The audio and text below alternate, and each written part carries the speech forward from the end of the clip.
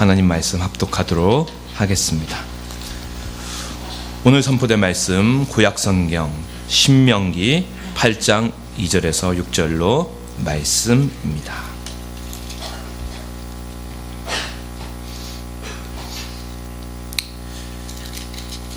함께 하나님 말씀 받들어드리도록 하겠습니다.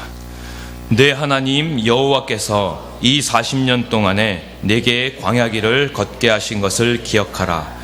이는 너를 낮추시며 너를 시험하사 내 마음이 어떠한지 그 명령을 지키는지 지키지 않는지 알려 하심이라. 너를 낮추시며 너를 줄이게 하시며 또 너도 알지 못하며 내 조상들도 알지 못하던 만나를 내게 먹이신 것은 사람이 떡으로만 사는 것이 아니요 여호와의 입에서 나오는 모든 말씀으로 사는 줄을 내가 알게 하려 하심이니라. 이 40년 동안에 내 의복이 헤어지지 아니하였고 내 발이 부르트지 아니하였느니라. 너는 사람이 그 아들을 징계함 같이 내 하나님 여호와께서 너를 징계하신 줄 마음에 생각하고 내 하나님 여호와의 명령을 지켜 그의 길을 따라가며 그를 경외할지니라. 아멘. 자리에 착석해 주십시오. 선교인가 아니면 하나님인가 라는 제목으로 하나님 말씀 선포가 있겠습니다. 예, 오늘 말씀을 증거해 주실 우리 최은하 선교사님 잠시 소개드리고 하나님 말씀을 듣도록 하겠습니다. 우리 오늘 말씀을 전해 주실 최은하 선교사님은 1997년부터 2000년까지 한동대학교에서 상담 간사로 사역을 하셨고요. 그리고 그 이후에는 CCC 선교단체 또 예수전도단 선교단체에서 또 간사로 사역을 하셨습니다. 그러던 중에 2011년에 이제 하나님의 뜻 가운데 OM 선교사로 이스라엘에 파송되셨습니다. 그 하이파 지역이라고 합니다. 사역하시는 곳이 갈멜산 쪽이고요. 항구 도시인데 그곳에서 유대인들을 대상으로 복음 사역을 감당하고 계십니다. 현재는 GMP 선교단체 소속이신데 지금 안식년을 맞아서 지금 한국에 나오셔서 사모님과 함께 안식 기간 중이고, 특별히 좀 사모님이 건강이 많이 연약하셔서 이번 안식년 기간에 몸이 좀 충분히 질병이 있는 곳도 좀 치유가 필요하고요, 회복이 필요한 상태인데 또 우리가 함께 기도해 드려야 할 것 같습니다. 그래서 안식년 마치시면 내년 5, 6월 혹은 7, 8월에 다시 또 이스라엘로 또 돌아가셔서 계속 사역을 이어갈 계획을 가지고 계십니다. 우리 최은하 선교사님 나올 때 뜨거운 박수와 격려로 맞이하면서 선교사님에게 주신 하나님의 메시지를 저희에게 들려주십시오. 저희가 받고 순종하기 원합니다 하는 마음으로 선교사님 환영하도록 하겠습니다. 우리 박수로.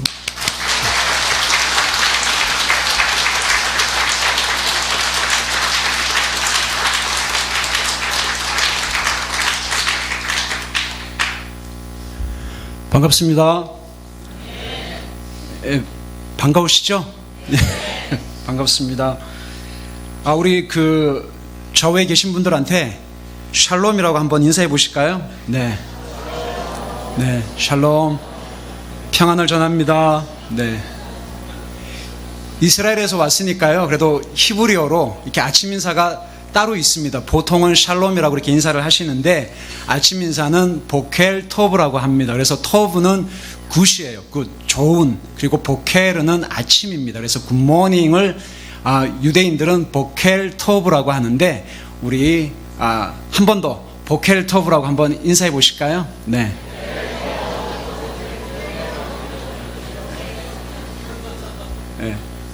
인사하셨죠? 네, 오늘 함께 말씀을 나누고 싶은데 저에게 주어진 시간이 40분이라고 이렇게 말씀을 듣고 왔습니다. 그래서 하루 종일 밤새도록 얘기해도 안 끝날 이 스토리를 40분 동안 압축해서 엑기스를 가지고 여러분들한테 나누고 싶은데 오늘 말씀 제목이 뭐죠? 시작! 네, 사실은 선교인가 아니면 하나님인가인데 부제는 이겁니다. 저처럼 선교하면 망합니다를 조금 이렇게 주보에 올리기가 좀 그거 해서 이렇게 좀 이쁘게 표현을 한 것이 선교인가 아니면 하나님인가. 부제는 저처럼 선교하면 망합니다 라는 제목을 가지고 여러분들하고 함께 말씀을 나누고 싶습니다. 아멘이시죠? 여러분들이 하나님에 대한 목마름과 갈급함을 갖고 계시는 것보다 하나님이 여러분들을 향한 목마름과 갈급함이 더 깊고 더 크다는 사실을 기억하셨으면 좋겠습니다. 아멘. 혹시 파워포인트 준비되셨나요? 그래서 저도 여러분들을 처음 뵙고 또 여러분도 저를 처음 뵀으니까 저랑 저희 가족이 어떤 사람인지는 좀 아셔야 될 것 같아서 짧게 말씀을 나누기 전에 좀 소개를 해드리고 싶습니다. 네, 여러분 보시기에 맨 왼쪽 저희 아들입니다. 저에게는 한 명의 아내가 있고요. 그 다음에 일남 일녀예요. 그래서 저희 아내는 지금 여기 앞에 보이세요? 혹시 앞에 조금 불을 약하게 해주시면 그림이 보이실 것 같습니다. 여기 맨 왼쪽에 있는 안경 낀 아이가 저희 아들입니다. 이름은 다니엘입니다. 그래서 지금 현재 중3이고요. 바로 밑에 여기 지금 이렇게, 이거 많이 아시죠? 이렇게 하고 있는 분이 저희 아내입니다. 그래서 김은영 선교사고요. 여기서 지금 하고 있는 위치가 바로 나사렛에 있는 절벽산이라고, 그래서 이 유대인들이 예수님을 산 위에서 낭떠러지에서 밀어뜨렸다라고 알려진 산이 바로 절벽산입니다. 그래서 여기 있고요. 여기가 이제 저희 가족 사진이고요. 여러분 보시기에 맨 우측에 있는, 그래서 여기 한국에 오니까 북한에 김정은이가 가장 무서워하는 사람들이 있다면서요. 우리 한국에. 중3도 아니고 중1도 아니고 중2라면서요. 저는 그것이 잘못됐다고 생각을 해요. 저희 딸이 저는 제가 제일 무섭습니다. 그래서 저희 딸 이름은 보배입니다. 그래서 현재 초등학교 6학년이에요. 그래서 얼마나 무서운지 저희 딸은 저하고 대화를 할 때 아주 심플하게 한 글자로 얘기를 해요. 그래서 보배야 아빠 사랑해 그러면 그냥 어가 대답이에요. 그래서 근데 너무 감사한 거는 이 아이가 복음학교를 죽어도 안 갈 줄 알았는데 얼마 전에 갔다 오고 엊그저께 라오스에 단기 선교를 갔다가 왔습니다. 정말 놀라운 기적이 일어났습니다. 친구 따라갔다가 아우리치까지 라오스까지 갔다 온 아이를 보면서 정말 하나님은 살아계시구나, 그런 것을 다시 한번 생각하게 되었습니다. 이 아이는 제가 두 가지 질문을 할 때만 약간의 좀 이렇게 한 문장으로 얘기를 하는 아이예요. 보배야 아빠 사랑해 그러면 잖아요. 근데 보배야 배고프지? 아빠가 치킨 사줄까? 땡큐 고마워. 고마워. 네 글자죠? 그 다음에 보배야 이번 주간에 용돈 떨어지지? 아빠가 용돈 줄까? 고마워. 네 글자. 그 이외에는 정말 한 글자로만 싫어, 안 해, 그런 아이입니다. 근데 하나님이 이렇게 바꾸셨습니다. 아멘이시죠? 오늘 선교 주일이기 때문에 아마 여러분들 생각하시기에 오늘 오시는 선교사님이 아마 선교 헌신에 대해서, 어떤 헌금에 대해서, 아니면 뭐 헌신에 대해서 그런 말씀을 하실 걸로 생각을 하고 오셨죠? 네, 전혀 만약에 그런 예상을 하고 강사 섭외를 하셨다면 여러분 잘못하신 겁니다. 전혀 그것과는 전혀 상관없는 얘기를 하게 될 것입니다. 물론 제가 이스라엘에서 왔기 때문에 이스라엘 선교에 대해서 대충 짧게 얘기는 하겠지만 여러분들이 생각하는 선교에 대한 말씀보다도 여러분들이 듣고 싶어하는, 여러분들이 예상한 그 말씀이 아니라 하나님이 이 아침에 여러분들에게 하시고 싶은 그 말씀이 나눠지는 시간이 되기를 원합니다. 아멘이시죠? 여러분 혹시 2인 1조씩 두 분씩 한번 짝을 지어 주십시오. 그래서 오른쪽에 계신 분이 왼쪽에 계신 분한테 이런 질문을 하시면 됩니다. 그리고 왼쪽에 하셨어요? 둘씩. 네, 앞뒤로 좌우로. 네. 오른쪽에 계신 분 한번 손 들어 보세요. 네, 일단은 자, 하셨죠? 왼쪽에 계신 분요. 네, 오른쪽에 계신 분이 왼쪽에 계신 분한테 이런 질문을 딱 하시는 겁니다. 뭐라고 여쭤보시냐면 선교보다 더 중요한 일이 있을까요? 너무너무 쉽잖아요, 그죠? 선교보다 더 중요한 일이 있을까요? 아직요? 네. 선교보다 더 중요한 일이 있을까요? 라고 오른쪽에 계신 분이 왼쪽에 계신 분한테 질문을 하시면 왼쪽에 계신 분은 두 가지 중에 한 가지만 대답하시면 됩니다. 첫 번째, 1번. 네, 선교보다 더 중요한 일은 없습니다. 다른 말로 선교가 가장 중요합니다.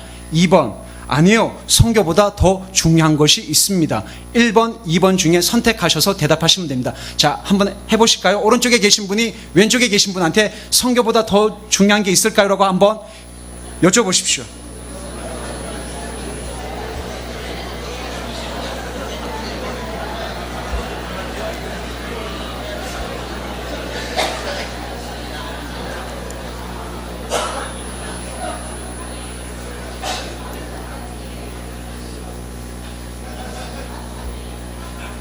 하셨죠? 네. 혹시 저기 1번이라고 대답하신 분? 네? 아, 성교가 가장 중요해요라고 말씀하신 분? 네. 예. 없으세요? 성교가 가장 안 중요하세요? 예, 다 하셨네, 그죠? 나는 아니요, 성교보다 더 중요한 게 있습니다라고 하신 분? 조금 더 많으시네요. 자, 이제 왼쪽에 계신 분이 오른쪽에 계신 분한테 이제 거꾸로, 자, 성교보다 더 중요한 게 있을까요? 라고 왼쪽에 계신 분이 오른쪽에 계신 분한테 질문하시겠습니다. 시작.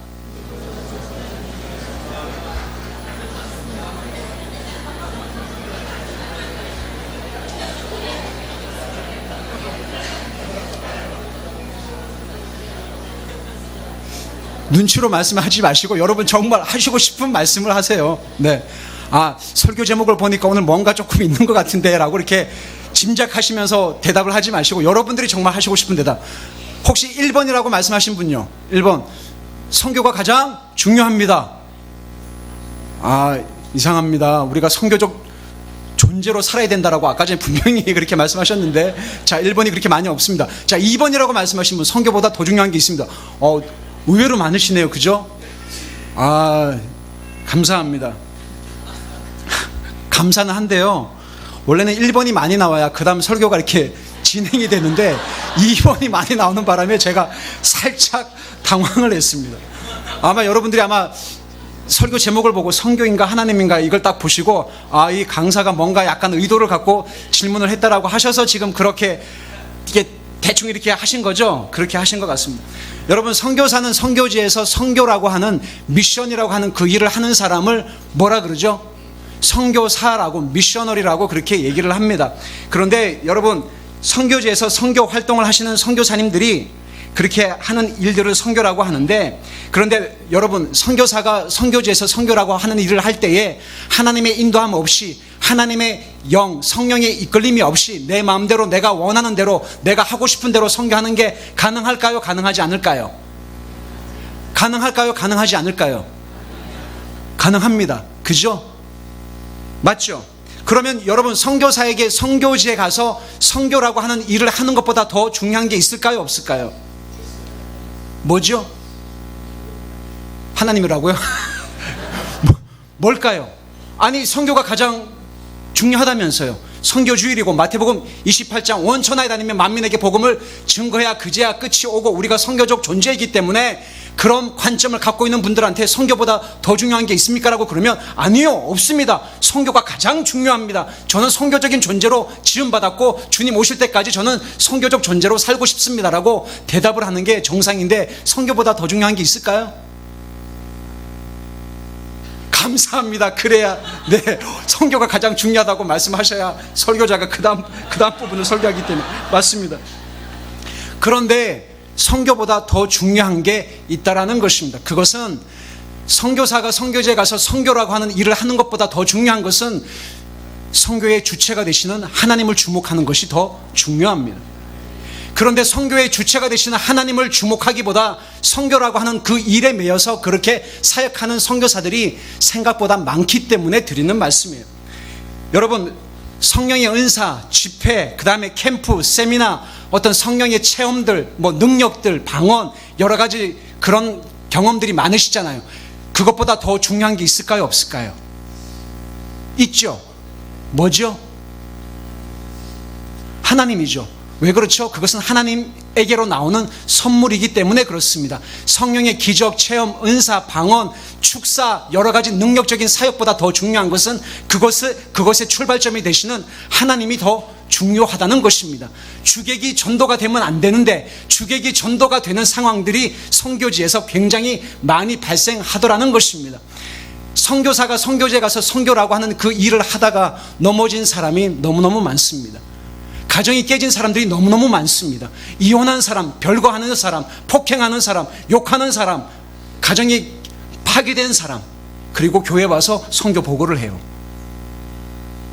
선교사가 선교지에서 선교라고 하는 일을 하는 것보다 더 중요한 것은 선교의 주체가 되시는 하나님의 열심을 보는 것이 더 중요하다는 것입니다. 그래서 선교보다 더 중요한 것은 바로 하나님 그분의 열심입니다. 아멘이시죠? 그래서 오늘 말씀 제목이 저처럼 선교하면 망한다라는 것입니다. 왜냐하면 제가 망했기 때문에 그런 부분에 대해서 여러분들하고 함께 말씀을 나누고 싶습니다. 아마 여러분들이 지금까지 신앙생활을 하면서 아마 20대, 30대, 40대 아니면 50대까지 한국 교회 안에 세미나, 집회를 통해서 여러분들에게 가장 많이 들려진 기독교 용어는 혹시 이거 아닌가요? 한번 꿈, 비전, 열정, 헌신, 위탁, 열방, 변화, 치유, 회복, 선교, 사역 맞죠? 아니 맞아요, 안 맞아요? 맞잖아요. 꿈을 가지세요. 비전을 가지세요. 꿈, 비전, 열정, 헌신, 위탁, 선교, 사역이라고 하는 이런 기독교 용어가 가장 많이 유행을 했었고 저 또한 그렇게 가장 많이 얘기하고 강의하고 집회를 하고 했었습니다. 근데 알고 봤더니 27년 동안 제가 신앙생활을 하면서 나이를 조금씩 먹어가면서 아이를 키우면서 아내가 수술을 하고 저희 아들이 수술을 하면서 하나님이 알려주신 사실이 뭐냐면 여러 가지 성령의 은사들, 기적들, 체험들도 중요하지만 정말 중요한 것은 하나님과의 친밀한 교제, 사귐이 너무 중요하다는 것을 한국 교회에서 사역할 때는 잘 몰랐어요. 근데 선교지에 가서 망하고 난 다음에 알게 된 사실이 그겁니다. 너무너무 쉽죠. 여러분 너무너무 우습게 생각하시는 거잖아요. 하나님과의 사귐, 하나님과의 친밀한 교제, 그거 다 아는 얘기예요. 근데 선교지에 가서 제가 그거를 몰랐겠어요? 알았습니다. 사역자입니다. 간사였습니다. 리더였습니다. 훈련을 27년 동안 받고 이스라엘에 가서 선교적 완성을 위해서 하나님 나라의 부흥과 선교적 완성을 위해서 그렇게 간 이스라엘 땅에서 만 6년 동안 사역을 했는데 가정이 깨지고 아내가 병들고 아이들은 중리 산이 그러고 완전히 쫄딱 망하고 온 선교사가 이 아침에 여러분들한테 하나님이 하시고 싶은 말씀은 뭐냐면 선교사가 선교지에서 선교라고 하는 일을 하는 것보다 선교 헌금을 작정하는 것보다 더 중요한 것은 선교의 주체가 되시는 하나님의 열심을 주목하는 것이 훨씬 더 중요하다라는 것입니다. 하나님과의 생명, 친밀한 교제 없이 선교사가 선교지에서 선교 활동을 하고 선교사 행세하는 것이 얼마나 많은 줄 아십니까? 너무너무 많다라는 것입니다. 그래서 우리는 하나님의 인도함 없이 하나님의 마음 없이 얼마든지 사역자 행세를 할 수 있고 선교사 노릇을 할 수가 있습니다. 제가 그렇게 했던 사람입니다. 여러분 성령님의 인도하심이 없이 하나님의 음성 없이 아버지의 마음 없이 아버지의 눈물 없이 조직과 재정과 시스템을 가지고 우리는 얼마든지 눈 가리고 앙할 수 있습니다. 그렇게 선교 사역이라는 걸 할 수가 있습니다. 여러분 저의 짧은 간증을 좀 하겠습니다. 제가 생긴 것은 이렇게 좀 그거 하지만 공부할 만큼 했습니다. 27년 동안 유명한 선교단체는 거의 거친 것 같아요. 선교단체에서 훈련을 정말 할 만큼 했고 아마 훈련이라 그러면 아마 신앙 훈련 이력서를 가지고 아마 경쟁한다 그러면 제가 아마 5손가락 안에는 들지 않을까 그런 생각을 했습니다. 그래서 제가 받은 이 훈련 이력서를 어느 목사님이 읽으시더니만 세상에 한 사람이 이 하나님에 대한 목마름과 갈급함이 얼마나 컸으면 27년 동안 이렇게 많은 돈을 써가면서 훈련한 사람은 정말 처음 본다고 할 정도로 정말 훈련을 많이 했습니다. 무슨 훈련을 했는지 너무 궁금해하지 마세요. 혹시 궁금하시면 제가 나중에 끝나시고 오시면 제가 알려드릴게요. 훈련 많이 했습니다. 책 많이 읽었고요. 신앙서적, 신학서적, 히브리어, 헬라어, 원어 공부, 찬양인도, 예배사역, 교회 학생부, 전도사, 강도사, 부목사, 교회 사역하면서 그렇게 사역을 하다가 부르심 받아서 이스라엘 선교까지 갔다가 왔습니다.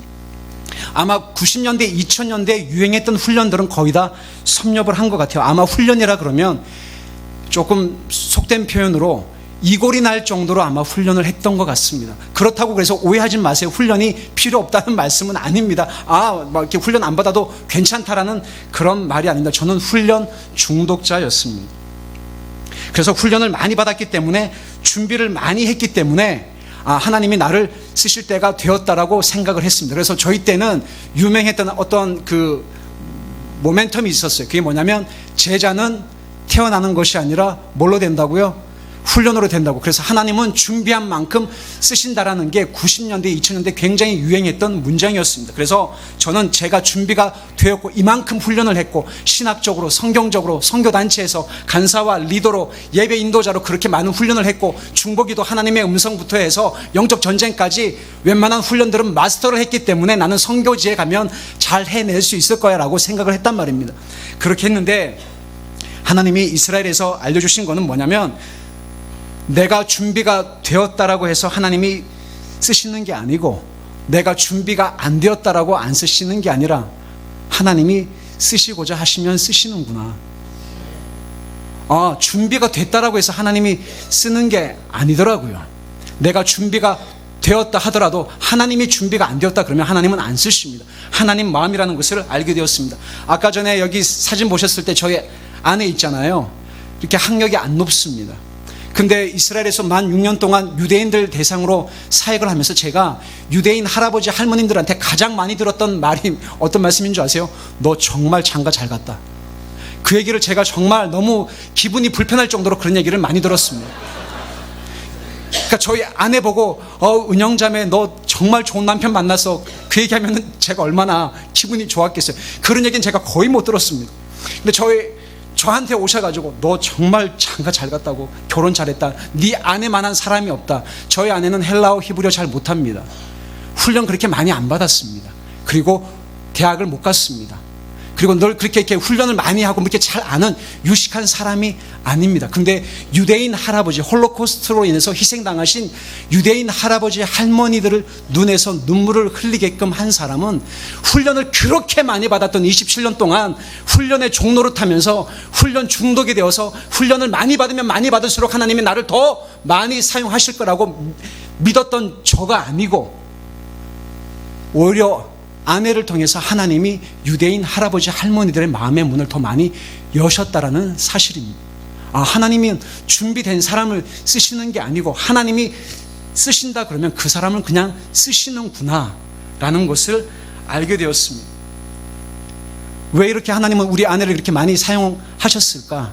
알고 봤더니 그 안에 한 영혼을 향한 하나님 아버지의 마음을 예수 그리스도를 인정하지 않는 유대인 할아버지 할머님들이 아시더라는 거죠. 이 자매는 이스라엘에 와서 사는 게 어떤 특별한 의도, 뭔가를 얻어내기 위해서 온 사람이 아니고 자기는 여기서 살다가 죽어도 괜찮지만 할아버지 할머니 나는 당신을 너무너무 사랑합니다. 예수와라고 하는 예수 그리스도 그분 때문에 그분의 그 사랑이 너무너무 막 이게 감격이 돼서 그 사랑이 흘러가니까 예수님을 전혀 모르는 처음 듣는 할아버지 할머니들의 마음을 성령님이 움직이더라는 것입니다. 성교는 내가 하는 게 아니고 하나님이 하시는구나. 여러분, 선교하기 가장 어려운 종족 혹시 어딘지 아세요? 어디요? 북한요? 유대인요? 네, 그 말씀하실 줄 알았습니다. 감사합니다. 이스라엘요? 한참 시끄러운 예루살렘요? 선교하기 가장 어려운 종족 어딜까요? 유대인요? 네, 맞습니다. 힌트 드릴게요. 제 이름에 있습니다. 선교하기 가장 어려운 종족 어디죠? 나종족이라고 한번 들어보셨어요? 종족이 있는데요, 나종족이라고 혹시 안 들어보셨어요? 이렇게 세계지도 잘 보시면 서울이 나오고요, 그 다음에 여기 강서 침례교회가 나와요. 나종족이 있어요. 선교하기 가장 어려운 종족 어디요? 무슬림도 아니고 IS도 아니고 유대인도 아니고, 물론 고인이 되신 하용조 목사님이 전 지구상에서 복음을 증거하기 가장 어려운 세 민족이 있는데 첫 번째는 북한이고 두 번째는 무슬림이고 세 번째는 유대인이라고 말씀하셨지만, 복음을 증거하기 그리고 선교하기 가장 어려운 종족은 제가 볼 때 나종족입니다. 그리고 선교하기 가장 어려운 민족은 어디일까요? 어디죠? 남인족. 네, 맞아요. 남인족이에요. 이따 저기 파워포인트 한 번 더 띄워주십시오. 나 종족, 나 민족 같이 선교적 존재로 살고 싶지만 끊임없이 오늘 일부 예배 때의 말씀 제목이 선교의 장애물은 누구라고요? IS가 아닙니다. 북한이 아닙니다. 불교권이 아닙니다. 내가 문제입니다. 근데 이런 나를 하나님이 다루시는 이스라엘에 굉장히 특별한 장소가 있습니다. 그게 어디냐면 광야입니다. 여러분을 광야로 한번 가겠습니다. 여러분 저기 지도에 보시면 강서 침례교회 보이세요? 안 보이세요? 예, 보인다고 말씀하셔야 그 다음 장면으로 가요. 보이세요? 안 보이세요? 강서 침례교회가 저기 보이잖아요. 보이죠? 그죠? 네. 안 보이신다는 분은 이따가 담임 목사님과 면담하시기 바랍니다. 자, 이스라엘은 어디에 있죠? 비행기 타고 11시간 반 동안 지중해 쪽으로 쭉 가시면 9시 방향에 이스라엘이 있습니다. 네. 그 다음 사진요. 저희들이 살았던 사역했던 곳은 바로 하이파라고 하는 하늘에서 불이 떨어진 갈멜산이라고 하는 이스라엘 성지순례를 와보신 분들은 아시겠지만 엘리야 기념 동상이 있는 하늘에서 불이 떨어진 그 갈멜산 자락에 형성된 항구 도시 이름이 하이파인데, 하이파 찾으셨어요? 아, 우리 너무 친절하게 이렇게 해주시네요. 나사렛 보이시죠? 텔라비브 보이세요? 예루살렘도 보이시죠? 예, 저희들이 저기 하이파에 있었습니다. 그래서 그 다음 사진요. 네, 여러분들을 광야로 초청하는데 저기가 바로 네게브라고 하는 남방이라고 알려진 네게브 광야 미츠페 라몬이라고 하는 이스라엘 광야입니다. 여러분 가보고 싶으시죠? 정말이죠? 근데 교회 와서 설교를 할 때마다 이렇게 말씀을 하시면 다들 이해하시는데 지금 수년이 지났음에도 불구하고 안 오시는 분들이 많습니다. 여러분 저 이스라엘 광야를 가려면 텔라비브 벤구리온 국제공항에 여러분 도착을 하시면 가이드가 나오셔가지고 안내를 하고 45인승 한 40인승 대형 버스를 타고 이렇게 이스라엘 성지 순례를 합니다. 근데 그분들이 가장 가시고 싶어 하시는 곳이 바로 이스라엘 광야입니다. 여러분 이스라엘은 사계절이 있을까요? 없을까요? 한국은 있죠. 자, 시작. 봄, 여름, 가을, 겨울. 이스라엘 있겠죠. 시작. 이라고 말씀하시면 안 돼요. 네. 이스라엘의 사계절은 덥다, 아주 덥다, 무척 덥다, 억수로 덥다. 네. 이스라엘의 사계절입니다. 이스라엘은 10개월 동안 비 한 방울도 오지 않는 건기가 있고 2개월에서 한 3개월 잠깐 내리는 비가 있는데 11월 달에 잠깐 처음으로 그 건기를 마치고 우기가 시작되는 첫 비를 성경에서는 무슨 비라 그러죠? 이른 비라 그럽니다. 그리고 3월 말쯤에 한 번 더 내리는 비를 늦은 비라 그럽니다. 무슨 특별한 의미가 있는 게 아니에요. 아멘이시죠? 가끔 이른 비, 늦은 비를 너무 이상하게 막 해석을 해가지고 막 그렇게 말씀하시는 분들이 가끔 있는데 그런 뜻이 아니고 이스라엘에 사시면 아, 이게 이른 비구나 늦은 비를 자연적으로 알게 됩니다. 아, 그래서 이렇게 오시게 되면 가이드분이 안내를 하세요. 그래서 저 광야를 보면 너무너무 웅장하죠. 저것이 이스라엘의 그랜드 캐년이라고 합니다. 그래서 이 이스라엘의 한여름이 너무 덥기 때문에 선크림을 챙기고 카메라를 챙기고 모자를 하고 그렇게 내리시는데 차 타고 저 멀리서 저 광야를 보면 많은 분들이 찬송을 합니다. 어떤 찬양을 할까요? 주님의 높고 위대하심을 내 영혼이 찬양하네. 막 그러면서 저 광야를 빨리 가자는 거예요. 막 너무 막 집사님들, 권사님들, 장로님들이 와, 하나님이 만드신 저 아름다운 광야에 가서 정말 하나님을 예배하고 싶다고 그래서 막 닥달을 하십니다. 그래서 결국은 이제 가서 이스라엘 광야 체험은 뭐냐면 저 광야길을 걷는 것을 광야 체험이라고 그럽니다. 한 1시간 정도 이렇게 걷기도 하고 30분 동안 걷기도 합니다. 여러분 걷고 싶으시죠? 네, 아, 정말 꼭 한번 여러분들 모시고 이렇게 걷고 싶습니다. 혹시 여러분들 이렇게 교회 생활 하시면서 좀 관계가 안 좋으신 분들 있죠? 그런 분들을 꼭 모시고 저 광야에 가시면 돌이 굉장히 많습니다. 그래서 이스라엘의 이제 구약 성경을 보면 하나님이 심판하실 때 가장 많이 사용했던 무기가 있죠. 뭐죠? 돌이잖아요. 왜 돌로 심판하신 줄 아세요? 광야에는 돌이 많기 때문에 그렇습니다. 뭐 특별한 의미가 있는 게 아닙니다. 그냥 광야에는 돌이 많습니다. 그래서 저 길을 가셔서 이제 걸으면서 찬양을 합니다. 물 챙기시고요, 선크림 바르세요, 그리고 선글라스 끼시고요, 모자 쓰시고 자 이제 가겠습니다라고 이제 가이드분이 앞에서 이렇게 안내를 하십니다. 그러면 막 사진 찍으시고 너무 막 찬양을 합니다. 주님의 높고 위대하심을 찬양한다는 거예요. 그래서 그렇게 열심히 찬양을 하시고 그 다음 PPT요. 그러면서 이렇게 저 아랫길로 걸어갑니다. 한 10분, 20분 찬양이 끊어지지 않습니다. 뭐 주님 날 구원하셨네, 뭐 할렐루야 아멘을 합니다. 한 30분 이렇게 쭉 가요 이제. 자, 그 다음 PPT요. 이렇게 아래에서 이제 밑에서 이렇게 딱 찍은 겁니다. 돌이 굉장히 많죠. 저기서는 완전 범죄를 할 수 있어요. 돌이 굉장히 많습니다. 여러분들의 마음을 상하게 하고 불편케 하는 성도님들이 있다면 꼭 내년에 이스라엘에 손잡고 저기로 꼭 가세요. 그러면 경찰이 없습니다. 와이파이가 안 터져요. 그래서 이렇게 비밀리에 아무도 모르게 해코지 할 수 있습니다. 아멘. 자, 그 다음 PPT요. 그래서 이렇게 저 팀들을 데리고 저 길을 우리가 갔습니다. 몇 시간을 걸어갔습니다. 30분 만에 찬양이 끊어졌습니다. 여러분 보시는 저기 그 시꺼먼 것이 바로 구름 기둥입니다. 그래서 날씨가 너무 더운데 구름이 해를 가리면 저 광야에 가면 시원합니다. 그리고 밤에는 광야가 일교차가 크기 때문에 너무 추워요. 그래서 하나님이 이스라엘 백성들을 광야에서 구름 기둥과 불 기둥으로 온도 조절을 해주셔야만 살 수 있는 곳이 어디라고요? 이스라엘 광야입니다. 1시간쯤 딱 걸으니까 이분들의 마음이 상하기 시작하셨습니다. 어디 매장지가 없어서 우리가 한국에서 여기 이스라엘까지 오신 줄 아세요? 선교사님, 차 어디 있어요? 배고파요. 물 좀 주세요. 라고 점점점 그분들의 본색을 막 드러내기 시작하셨습니다. 한마디면 제가 돌에 맞아 죽을 뻔했습니다. 그 다음 PPT요. 네, 출발하기 전에 저렇게 할렐루야, 주님 찬양합니다. 하나님 우리를 선교적 존재로 불러주신 주님을 높여드립니다. 1시간 만에 바닥이 났습니다. 광야에 오신다고 하신 분들 꼭 오셔야 됩니다. 아멘이시죠? 1시간 걸어도 안 바뀝니다. 2시간 걸어도 저 길입니다. 3시간을 걸어도 물이 없습니다. 4시간을 걸어도 아무것도 없습니다. 돌밖에 없습니다. 5시간을 걸어도 그 길이 그 길입니다. 10시간을 걸어도 그 길이 그 길입니다. 할렐루야. 하나님은 어디서 말씀하시죠? 광야에서 말씀하십니다. 나민족, 나종족, 선교적 존재로 부르심을 받았음에도 불구하고 끊임없이 가장 복음을 안전하고 가장 선교하기 어려운 대상인 나 민족, 나 종족을 다루시는 하나님의 특별한 장소가 어디냐면 바로 저기 이스라엘의 광야입니다. 왜냐하면 민수기라고 하는 성경 히브리어 이름이 바로 바미드바르라고 해서 광야에서입니다. 그래서 하나님은 광야에서 말씀하십니다.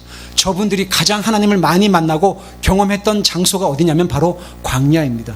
여러분 자녀분들 말 안 들으시는 분들 있잖아요. 이쪽으로 보내십시오. 사람이 바뀌게 됩니다. 여러분 이스라엘 백성들 하나님의 광야로 이끄시면서 가장 많은 놀라운 기적과 이적을 경험했던 곳이 어디죠? 어디죠? 쓴물이 단물로 바뀐 곳 어디죠? 광야입니다. 만나와 메추라기로 하나님이 먹이시고 입히신 곳이 어디죠? 광야입니다. 하나님이 날씨가 덥다고 해서 구름 기둥으로 가려워 주시고 춥다고 해서 불 기둥으로 온도 조절을 해주셨던 장소가 어디죠? 어디죠? 광야입니다. 그런데 하나님의 가장 많은 심판이 임했던 곳이 어디죠? 와, 아이러니하네, 그죠? 가장 많은 기적과 은사와 체험과 하늘의 신령한 양식을 먹었던 장소는 광야입니다. 맞죠?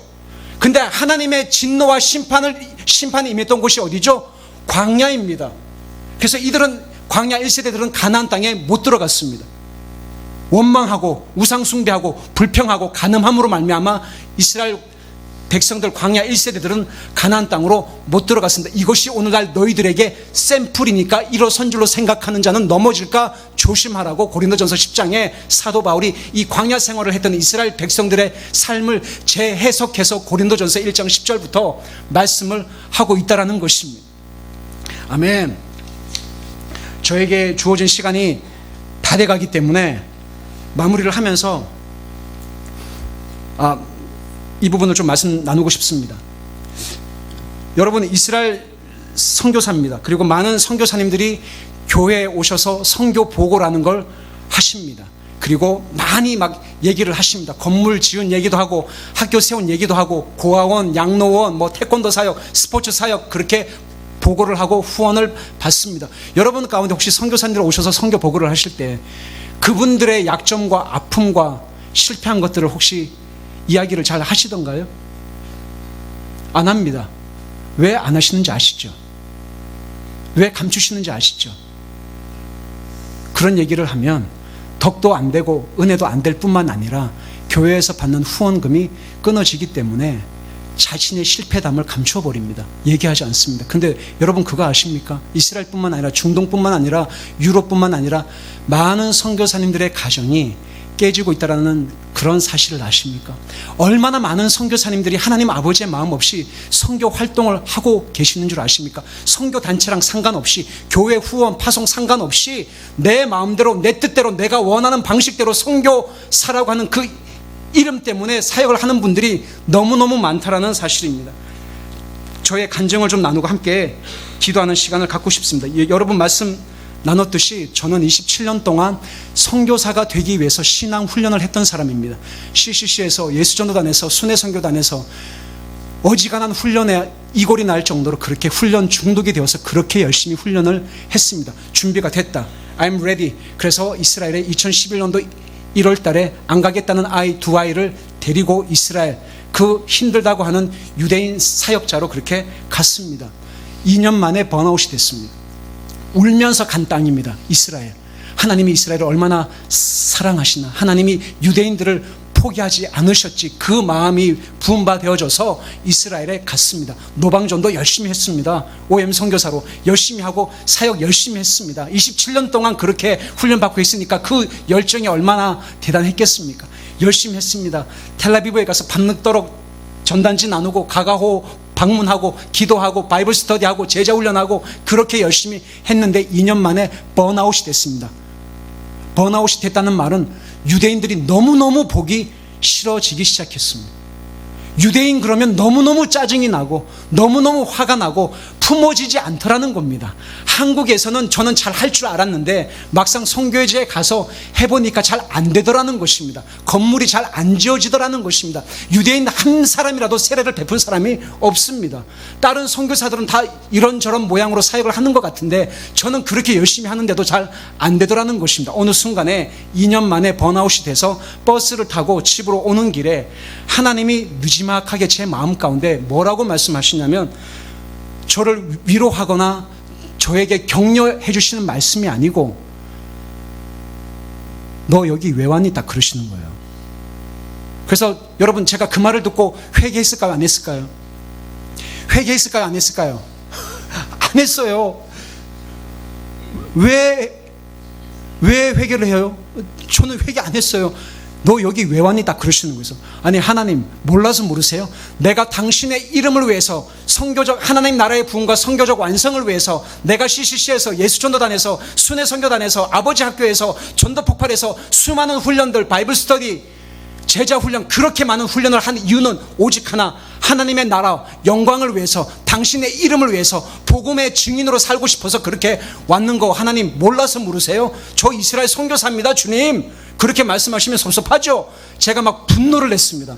하나님한테 너 여기 왜 왔냐 그러니까, 하나님 뭐 아무리 하나님이지만 저한테 그렇게 말씀하시면 곤란하죠. 주님, 제가 당신을 위해서 헌신한 그 헌신의 그런 돈들, 그 헌신했던 수많은 시간들, 오기 싫은 아이들 울면서 그렇게 애들을 강제적으로 끌고 와서 그렇게 인터내셔널 학교 안 보내고 현지인 학교 생뚱맞은 그 500명 되는 그 유대인 학교 학생들 가운데 한국에서 온 아이는 저희 아이밖에 없는데 죽겠다고 살겠다고 하는 그 아이들 그렇게 꿋꿋하게 버티면서 했는데 너 여기 왜 왔니라뇨? 하나님 그렇게 말씀하시면 섭섭합니다. 그렇게 분노를 냈는데 하나님이 아무 말씀 안 하시다가 뭐라고 말씀하시는 줄 아십니까? 하나님, 저 여기 하나님 나라의 부흥과 선교 완성을 위해서 왔습니다. 주님, 저 OM 선교사예요. 하나님, 저 이스라엘 선교사입니다. 하나님, 저 여기서 하나님의 영광을 보고 싶어서 왔습니다. 그랬는데 하나님은 너무너무 뜻밖의 너무너무 저의 뒤통수를 치시는 말씀을 하시는 거예요. 그게 뭔 줄 아십니까? 너는 이스라엘을 선교하러 왔냐? 예, 저 선교사입니다, 주님. 내가 너와 너희 가정을 부른 이유를 알고 있니? 아니요, 저 여기 이스라엘 선교사입니다. 내가 너와 너희 가정을 부른 것은 너는 유대인들을 바꾸려고 그렇게 이스라엘에 왔는데 나는 너를 선교하고 싶어서 이스라엘로 불렀다는 것입니다.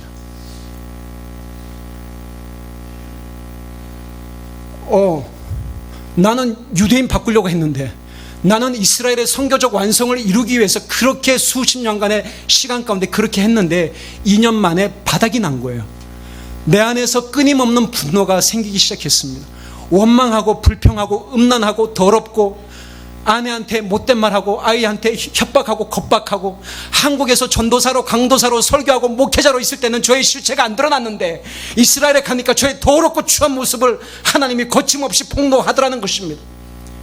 27년간 훈련을 했는데 저는 그럴 줄 몰랐는데 나는 너를 선교하러 이스라엘로 불렀다는 겁니다. 2년 만에 유대인이 너무너무 꼴보기 싫은 거예요. 2년 만에 유대인이 너무너무 싫은 거예요.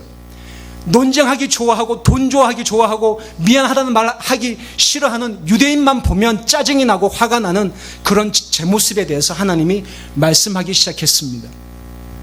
나는 너를 선교하고 싶다. 너는 이스라엘을 선교하고 싶지. 열방을 바꾸고 싶지. 그런데 그거보다 더 중요한 게 뭔 줄 아니? 나는 너를 선교하고 싶다. 네 힘으로, 네 노력으로, 너의 애씀으로 유대인 한 명도 사랑할 수 없는, 너는 아무것도 할 수 없다라고 하는 나의 그 아버지의 마음이 너에게 부은 바 안 되면 너는 그 어떤 사역도 나에게 아무런 의미가 없다라는 것을 하나님이 가르쳐 주기 시작하셨습니다. 하나님, 나는 하나님 없이는 아무것도 할 수 없네요. 27년간 훈련했는데, 여러 선교단체에서 간사하고 리더로 했는데, 그래서 사람들로부터 인정받고 칭찬받았는데 2년 만에 저희 가정이 깨졌습니다. 2년 만에 저의 영성이 바닥이 났습니다. 여러분, 그거 아세요? 제가 무엇을 놓친지 아십니까? 하나님과의 친밀한 교제를 놓쳤습니다. 사역한다고 바쁘다고 이 일 저 일 하다가 하나님과의 친밀한 사귐과 교제의 시간을 못 가졌습니다. 지난 만 6년 동안 성경 일독 한 적이 없습니다. 기도 30분 이상 한 적이 없어요. 그래서 하나님이 징계하시고 아내가 결국은 중병에 걸려서 피를 쏟게 되고 저희 아들은 죽겠다고 자살하겠다고 집 밖을 뛰쳐나갔고 복음학교를 했음에도 불구하고 성교관 학교를 했음에도 불구하고 전도 폭발을 했음에도 불구하고 중보기도를 했음에도 불구하고 영적 전쟁이 뭔지 알고 있음에도 불구하고 큐티를 수년간 했음에도 불구하고 여러 훈련을 다 했는데도 불구하고 왜 선교지에서 안 되냔 말이에요. 그것은 선교는 선교사가 선교지에서 선교하는 일을 하고 교회에 보고를 하는 게 선교가 아니고 선교의 주체가 되시는 선교하시는 하나님의 열심을 주목하지 못하고 내 열심과 나의 어떠함을 가지고 선교라고 하는 그 일을 열심히 하다 보니 결국은 가장 중요한 선교에서 가장 중요한 하나님과의 친밀한 사귐을 놓쳤다라는 것입니다. 지난 10월 29일 날 한국에 왔을 때 선한목자교회에서 복음 집회가 있었습니다. 앞자리에 앉아 있었는데 하나님이 저에게 뭐라고 말씀하신 줄 아십니까? 너는 나의 영광을 짓밟았다. 너는 나의 영광을 짓밟았다. 파노라마처럼 27년 동안 제가 하나님과 어떤 관계 가운데 있었는지 하나님이 너무너무 선명하게 보여주셨습니다. 예수님은 하나님 아버지 안에서 스스로 아무것도 하지 않고 오직 아버지 안에 거하고 아버지는 그 아들 예수 그리스도 안에 거해서 그분의 생명을 주어 예수님이 사람들을 만나는 것도 우연히 만나는 것이 아닌 아버지께서 일하시는 것을 보고 아들도 일을 하고 아버지께서 일하시는 것을 주목하고 보고 그 장소를 가고 항상 하나님의 영으로 인도함을 받는 그들이 하나님의 아들이셨기 때문에 예수님은 그렇게 사역을 하고 사셨음에도 불구하고 저는 제 마음대로 저 기분 내키는 대로 훈련 받았고 알만큼 알고 하니까 내 뜻대로 그렇게 예수의 이름을 이용해서 그렇게 선교사 노릇을 했단 말입니다. 그것을 하나님이 10월 29일 날 그 집회 중에서 너는 나의 영광을 짓밟았다. 여러분은 어떠십니까? 여러분 교회에 선교사분들 있으시죠? 후원하시는 분들 있으시죠? 그분들 혹시 만나시면 이렇게 여쭤보십시오. 선교사님 언제 가세요? 사모님 건강 괜찮으세요? 그런 질문 하지 마시고 선교사님 지금 하나님과의 관계가 지금 어떠십니까? 선교사님 지금 하나님과의 친밀한 교제와 사귐을 지금 현재 누리고 계십니까? 못 누린다면 사역을 멈추셔야 됩니다. 여러분도 만약에 그 하나님과의 친밀한 사귐과 교제를 지금 놓치고 있다면 작정서를 써내고 선교사분들한테 후원하는 것보다 더 중요한 건 하나님과 여러분과의 가장 친밀한 사귐과 교제가 지금 현재 있냐라는 것입니다. 저는 강서 침례교회가 하나님 없으면 안 되는 교회가 되기를 축원합니다. 재정과 시스템과 사람으로 선교하는 것이 아닌 하나님의 영으로 인도함을 받고 그분의 마음과 눈물이 없이는 그 어떤 것도 하나님이 카운트하지 않는다는 것을 기억하십시오. 하나님의 도우심이 없이는 아무것도 할 수 없습니다. 하나님, 우리 교회가 후원하고 함께 동역하는 선교사님들, 가정, 자녀, 여러분 스스로가 혹 그분들이 하나님의 마음과 상관없이 그분들의 뜻과 개인의 어떠함을 가지고 선교를 하고 있다면 하나님 얼른 속히 망하게 해 주십시오. 그래서 그 선교사님이 망하고 그 망한 선교사님을 통해서 하나님의 의만 드러나게 해 주십시오. 여러분, 이 시간에 잠깐 기도하겠습니다.